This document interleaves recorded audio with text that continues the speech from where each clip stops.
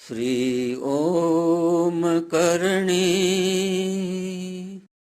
श्री ओम करणी श्री ओम करणी श्री ओम करणी। नमस्कार। आज जिस विषय पे चर्चा करनी है वह विषय है गुरु। किया जाए या नहीं किया जाए, कैसे किया जाए, कहाँ मिले, कई समस्याएं हैं इस संबंध में। तो देखो, पिछली वार्ताओं में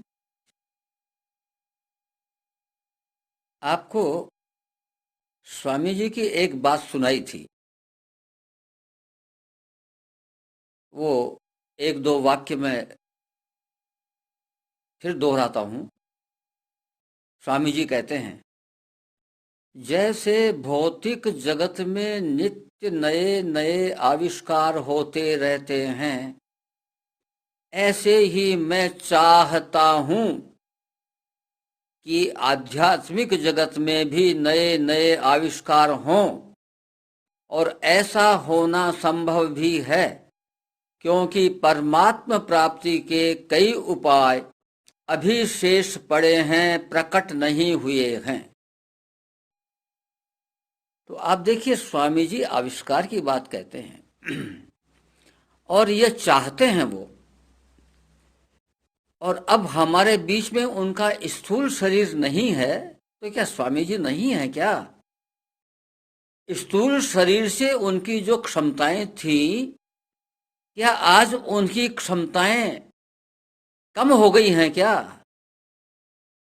सूक्ष्म शरीर की क्षमताएं जितनी होती हैं, स्थूल शरीर की क्षमताएं तो उसके सामने कुछ भी नहीं है, नगण्य हैं। अतः आज स्वामी जी की क्षमताओं का कोई पार नहीं है, असीम है, क्योंकि वो प्रभु प्राप्त व्यक्ति हो चुके, वहां पहुंच गए, उनके धाम में पहुंच गए। अतः अब उनकी चाह किसी माध्यम से पूरी तो होनी है।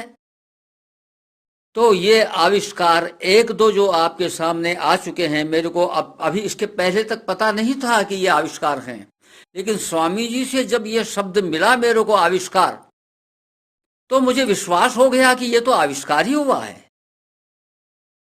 तो जो आविष्कार आपके सामने अब तक इन वार्ताओं में आ चुके हैं, सो बताऊं। पहला आविष्कार यह है कि आपका देह और गेह में मोह नहीं है। पहली दो वार्ताओं में यही बात बताई गई थी। दोबारा सुन लीजिए, उनको आपके पास होंगी। हमको भ्रम में डाला गया है यह कह कह करके कि देह गेह में आसक्ति छोड़ो, देह गेह में आसक्ति छोड़ो, देह गेह में आसक्ति छोड़ो। इस कारण हम समझ गए कि शायद देह गेह में हमारी आसक्ति है, इसीलिए तो कहा जा रहा है, जबकि यह प्रमाण पूर्वक बताया जा चुका आपको कि हमारा देह गेह में मोह है ही नहीं। देह और गेह में कभी हमारी आसक्ति रही ही नहीं। तो एक आविष्कार ये मैंने आपको बताया। दूसरा आविष्कार, हमारा प्रभु से प्यार किसी गोपी के प्रभु से प्यार से कम नहीं है। कितना अटपटा लग रहा होगा आपको ये बात, क्योंकि हम हमारी क्षमता से प्रभु से 100% प्यार करते हैं और गोपी अपनी क्षमता से 100% प्यार करती है। वो 500 वाट का बल्ब है, हम 5 वाट के बल्ब हैं भाई। तो 5 वाट का बल्ब 500 वाट की रोशनी कहां से देगा? गोपियां वेद की ऋचाओं ने ही जन्म लिया था गोपियों के रूप में,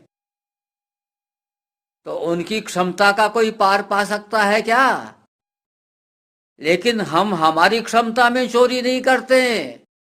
हम भी प्रभु से 100% प्यार करते हैं। और प्रमाण, जैसे ही कोई आदमी मरा, घर में प्यारा से प्यारा व्यक्ति, प्राणी, हम उसको संसार में ले जाके शमशान घाट में ले जाकर जला देते हैं। इसका मतलब यह है कि भाई उससे हमारा प्यार नहीं था, हमारा प्यार तो चेतन तत्व से था, वो अटूट है। यह आविष्कार की तीसरी बात है कि प्रभु से प्यार करने की बात गलत है, प्रभु से हमारा प्यार है और अटूट है। यह तीसरा आविष्कार है। भाई इन आविष्कारों को स्वीकार कर लो। आपको यह ऐसा कोई इस सृष्टि में आज के दिन गुरु मिलेगा क्या? गुरु से मतलब है जो दीक्षा देता है। तो क्या आपको ऐसा गुरु मिलेगा क्या जो इन बातों को स्वीकार कर ले? और मैंने तो प्रमाण पूर्वक आपको ये बातें बताई हैं। आवश्यकता इस बात की है कि जो वार्ताएं आप तक पहुंच गई हैं उन वार्ताओं का सेवन करो, श्रवण नहीं। श्रवण से पार नहीं पड़ेगी भाई। एक दफा सुन लिया, हाँ भाई सुन लिया हमने, अरे भाई सेवन करो। सेवन का मतलब उसका मंथन करो, विचार करो, आनंद लो कि ओहो हम पापी हैं तो क्या हुआ, हम दुरात्मा हैं तो क्या हुआ, हम कैसे भी हैं तो क्या हुआ। क्योंकि प्रभु के यहां पर यह भेदभाव नहीं है कि यह पापी है, परमात्मा, यह महात्मा है, यह धर्मात्मा है, यह पुण्यात्मा है, यह पापात्मा है। ऐसा कोई भेदभाव नहीं है। इसलिए भाई उन वार्ताओं का सेवन करते रहो। जो वार्ता ज्यादा पसंद आवे बार बार उसका मंथन करो, चिंतन करो, भूल जाओ। ये चौथा चौथा आविष्कार आपके सामने फिर बताता हूं। ये जो शरीर है संसार का अंग है, तो संसार का अंग होने के कारण से संसार जैसा व्यवहार करता है वैसा व्यवहार इसको मजबूरन करना पड़ेगा। काम, क्रोध, मद, मोह, लोभ, मत्सर, इससे जा नहीं सकते, लाख कोशिश कर लो। और चले गए, ऐसे भी उदाहरण मैं दूंगा आपको, जिनके ये चले गए, किनके चले गए? चैतन्य महाप्रभु। तो वो शरीर भक्ति के द्वारा चिन्मय हो गया, यानी वह संसार का अंग नहीं रहा और संसार ने जीते जी ही उसको अपने यहां से फेंक दिया और वो जगन्नाथ जी के विग्रह में समा गया। मीरा जी का दूसरा उदाहरण भी आप जानते हैं। उनका शरीर भी चिन्मय हो गया था और वह द्वारकाधीश के विग्रह में समा गया। एक शरीर के वस्त्र का कोना बाहर लटकता रहा ताकि लोग बाग ये समझ लें कि भाई सारा शरीर तो अंदर चला गया और ये कोना अभी बाहर लटक रहा है, तो मीरा जी अंदर गई हैं, यानी विग्रह में समा गई है। तो यह अपवाद रूप में हमारे सामने कुछ उदाहरण हैं, लेकिन सारा संसार ऐसा नहीं हो सकता। तो यह ध्यान में रखने की बात है कि यह शरीर मोह करता है, यह शरीर क्रोध करता है, इस शरीर में और कुछ ऐब हैं। हमको इस शरीर से कोई लेना देना कभी रहा ही नहीं। ये शरीर अपने प्रारब्धों के हिसाब से कठपुतली रूप में खेल खेल रहा है, खेलने दो इसको अपनी। यदि इसको कंट्रोल करना है तो मैंने बताया था आपको कि राम राम जपने की आदत डालो, तो राम राम जपना शरीर से होगा, इसलिए शरीर के ऐब समाप्त इस राम राम से होंगे। यानी भजन से शरीर के ऐब समाप्त होते हैं। लेकिन शरीर के ऐब रहते हुए भी आप में कोई ऐब नहीं है, क्योंकि शरीर आपका नहीं है। यह स्वीकार कर लो आप तो कि शरीर आपका नहीं है। बस जब यह स्वीकार कर लिया कि शरीर आपका नहीं है, आचरण सही है, मैंने आपको पहले कह दिया है कि आपके आचरण में कोई कमी नहीं है। बचपन मर गया नहीं रोए, जवानी जा रही है मर गई नहीं रोए, इसका मतलब आचरण में कोई कमी नहीं है, मान्यता गलत पकड़ रखी है। यह है अज्ञान जनित मान्यता। गीता में भगवान ने कहा है अज्ञान जनित, और भागवत में कहा है अज्ञान कल्पित। दोनों एक ही बात है। अज्ञान कल्पित है, अज्ञान जनित है, इसको छोड़ना है और कुछ नहीं करना है। इसको छोड़ते ही बेड़ा पार हो जाएगा भाई। इसलिए इस अज्ञान कल्पित मान्यता को छोड़ दो। अब बताओ, इससे आगे का पाठ पढ़ाने वाला कोई गुरु मिलेगा क्या इस पृथ्वी पर आज के दिन, जो आपको दीक्षा देने की क्षमता रखता हो? भाई केवल एक श्लोक जो मैं बार बार बोल रहा हूं उसको पकड़ लो। 15 श्रीमद् भगवत गीता का 15वां अध्याय 7वां श्लोक, ममे वांशो जीवलोके जीव भूत सनातन है। सनातन रूप से यह प्राणी मेरा अंश रहा है रहेगा। तो जब हम प्रभु के अंश हैं तो प्रभु से जुड़ाव तो अपने आप ही हो गया भाई।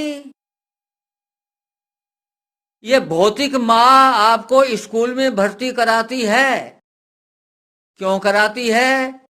क्योंकि स्कूल का टीचर उस भौतिक माँ से ज्यादा जानता है, वो ज्यादा ढंग से पढ़ाता है, इसलिए। और आपका जुड़ाव है प्रभु से सीधा, बीच में कोई नहीं है भाई। तो अब आप बताओ कि उस प्रभु से ज्यादा जानने वाला कोई भौतिक जीव हो तो उसको गुरु बना लो, उससे दीक्षा लो, ढूंढ लो।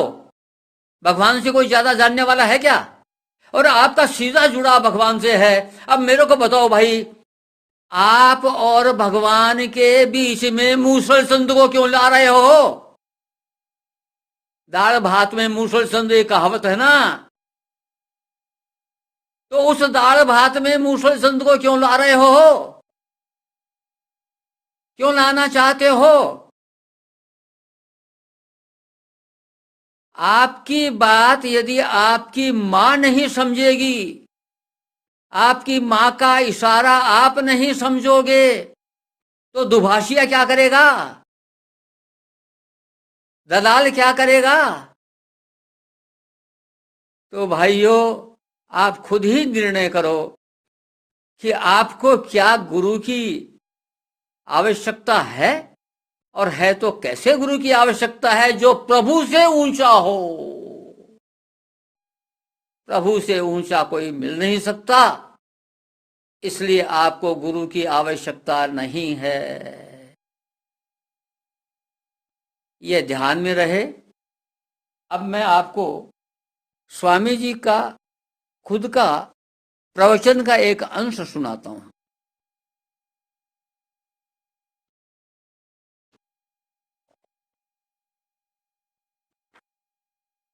स्वामी जी कहते हैं, अपना कल्याण न गुरु के अधीन है, न संतों के अधीन है, और न ईश्वर के अधीन है। यह तो स्वयं के अधीन है। अपने द्वारा अपना उद्धार करो।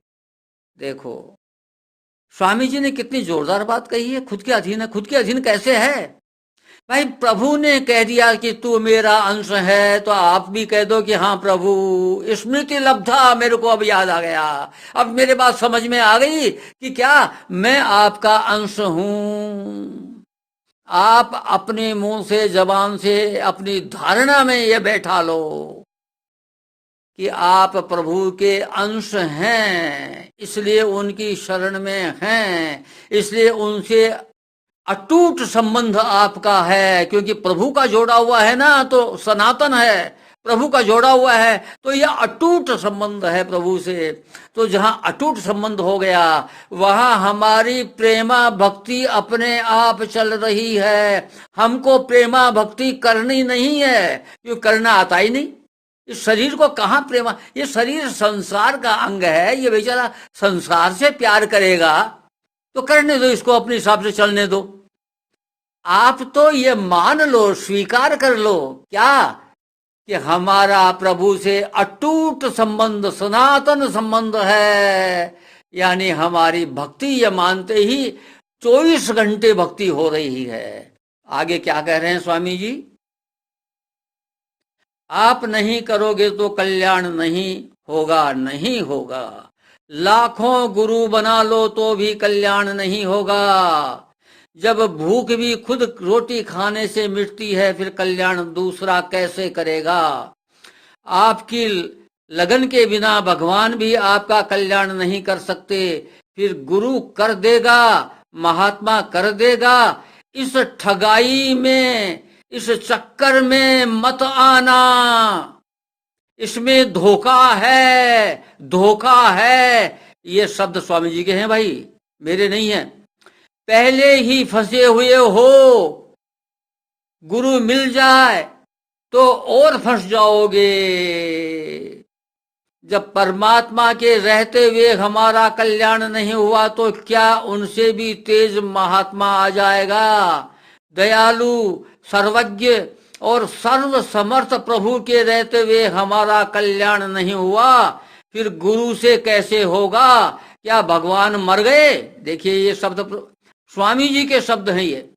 क्या भगवान मर गए या बीमार हो गए या उनकी शक्ति कम हो गई? आपको खुद को ही लगना पड़ेगा। आप खुद लग जाओ तो गुरु, संत, महात्मा, भगवान आदि सब के सब आपके सहायक हो जाएंगे। बच्चे को भूख न हो तो दयालु माँ भी क्या करेगी? आपकी लगन के बिना कौन कल्याण करेगा और कैसे करेगा?